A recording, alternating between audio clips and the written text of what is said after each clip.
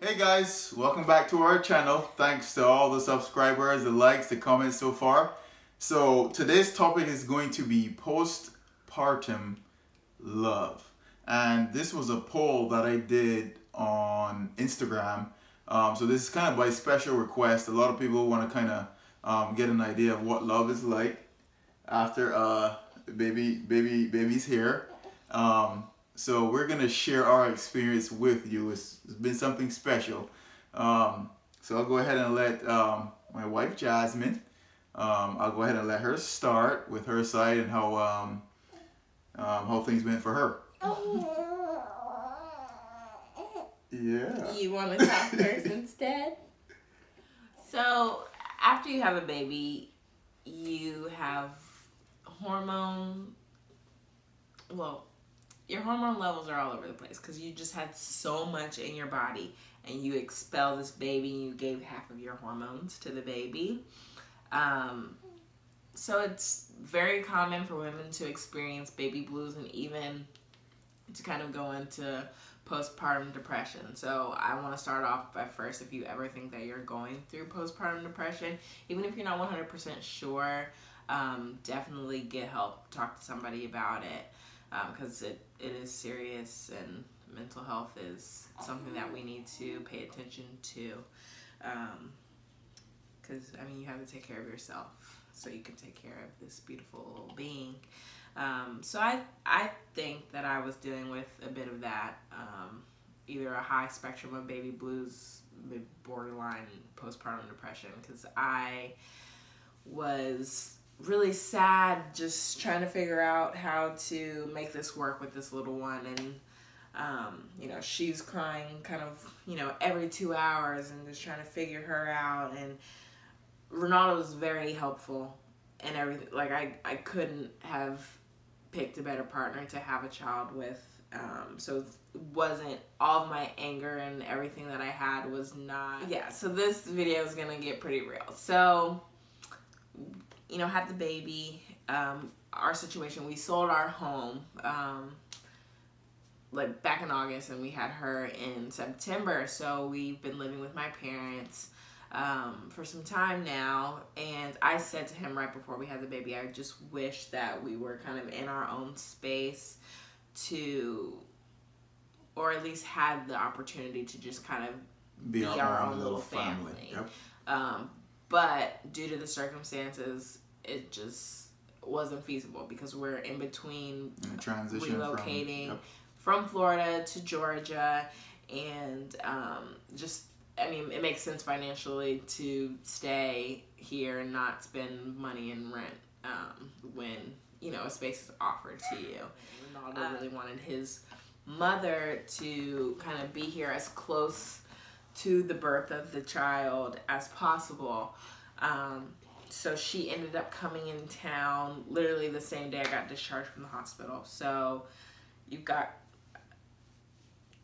2.5 sets of grandparents under one roof. Or 1.5 sets. 1.5. Sorry. 1.5 sets of grandparents under one roof, and with a new baby, a new mommy, with new parents, hormones drastically depleting, baby crying, sleep deprivation, emotions on 1,000 million trillion. So if you can just kind of picture that, that's what I was dealt with, like straight out. Opinions too early on, and to tie everything back into us like wanting our own space to kind of experience the whole little new family thing, just so you can get an idea. It kind of really took us for a loop, and it put a lot of pressure on Jasmine as a new mom and stuff like that.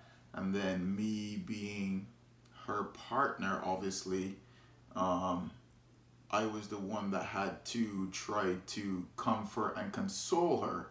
And here, if Jasmine is finished, I'm gonna continue with my part and kind of my experience in terms of postpartum love. I guess you were getting there, right? I'm getting there. Okay. So I just felt attacked all the time. Like, I really felt attacked, and Ronaldo was doing his best to kind of play both sides of the fence, you know, not to be rude to anybody because, you know, again, we're living under somebody else's roof, and, you know, they are our parents at the end of the day. So I had quite a few meltdowns just off of pure exhaustion, off of frustration. And I think I had ended up harboring a lot of resentment towards him because a lot of it came from when his mother was in town. And I took it out on him. Like, I was very evil and mean to him, and when I shouldn't have been. I think it had him kind of questioning who I was as a person. Like, if I was, you know, if this was really the real me, because I've never acted like that with him before. So I was a little disappointed. So you've acted like that before? I don't think so. No.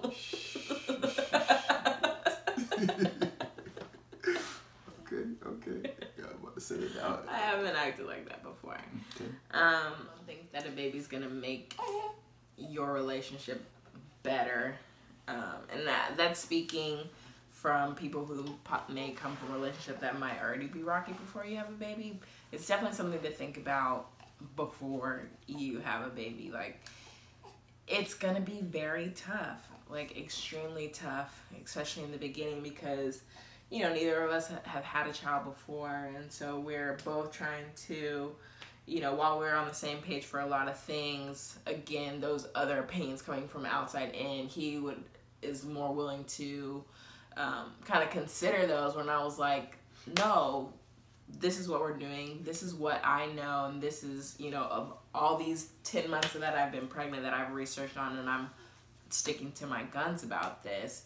And there were a couple of times that I did give in to some of those suggestions. So, like, introducing a bottle, I introduced a bottle to Jaya like a little bit too early, and then that messed up my breastfeeding, and it confused her, and I was pissed. We're much better now. Now that she's older, we've got a routine going on, and he's always reiterated that he's always going to do what's best for us, Jaya and I. He's always going to be on my side, and to never forget that. And I think that I was just so angry from, you know, that first week.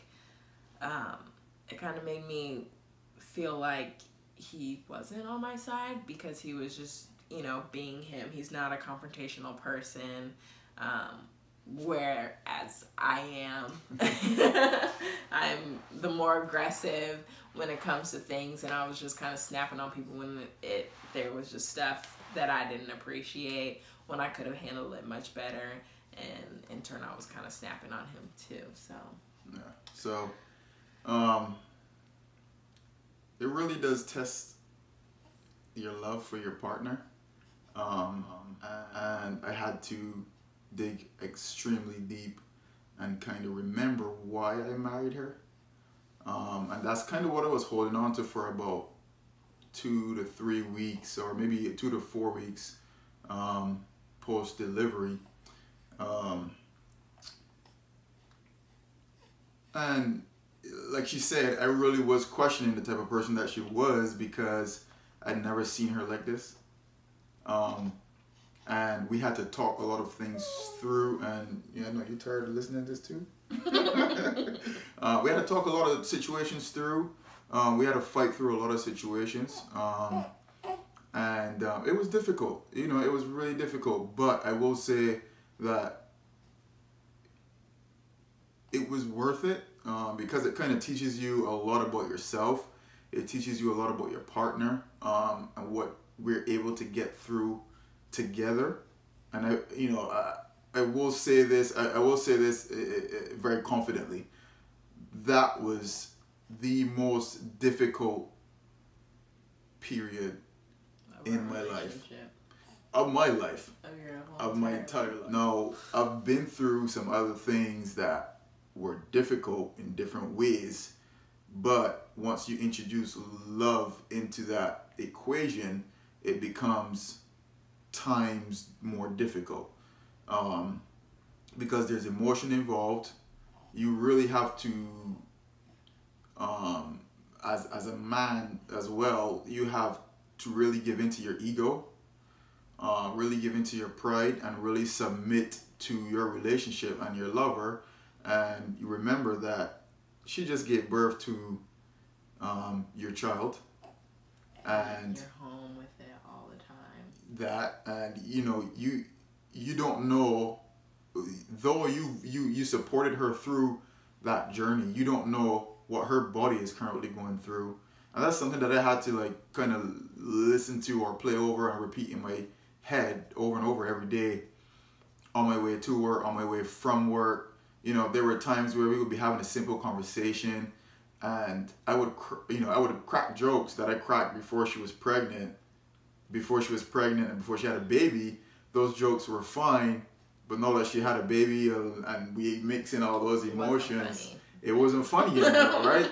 So I'm just like, because we used to laugh at those jokes, together. I was exhausted. I'm home with a newborn 7 days of the week, 24/7. Like, at that point, I wasn't taking really any time to leave, because you really can't when they're that young. She literally was eating like every hour and a half, every 2 hours. So it was like you kind of had to be home. You get like maybe 10 minutes to shower before the next cry is coming. And he would be at work, and I would be like, something, he doesn't spend time just because he has to go back to work and I'm not at work. So the most time he gets to spend with her is on the weekends, and conveniently enough, or like whenever he gets home, she's through the fire.